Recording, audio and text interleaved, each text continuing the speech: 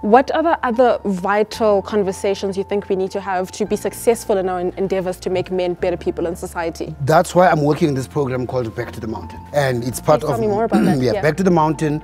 I'm metaphorically and physically taking men back to the mountain to learn the knowledge of our ancestors. Like respect for women. That's it. Because that's where we learn how to respect women. Back at the mountain. That's where I want to take my people to say, guys, if we take ourselves back to the mountain, even if it's not physically, just metaphorically or even in thought, to say, can we get that knowledge that we used to get from the mountain? Let's put it back in our school curriculum. Let's put it back into our homes. Let's put it back into the prison system.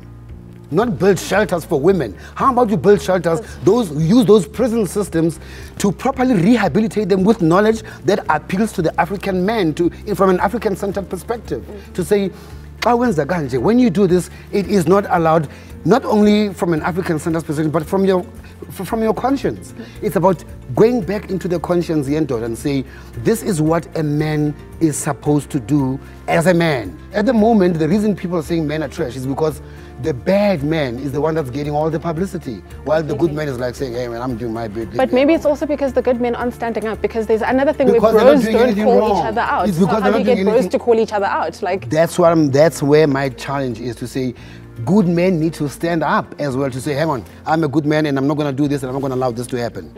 You can't, when your neighbor is being beaten up next door and you shut your doors and say, hey babe, just close the curtains, because the next thing you're going to get a stiff coming out in the morning. It's also about saying, be active, be vigilant, as a guy say. If someone is screaming next door, stand up.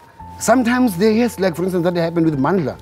What happened? He stood up, but he got killed. But at the same time, it's not every day that's going to happen. But if we don't stand up, then the bad guy takes refuge and says they're not going to do anything, so they can do whatever they like. But until good men stand up to do something about it, then the bad man will feel threatened and therefore his cause will be shortened, I think.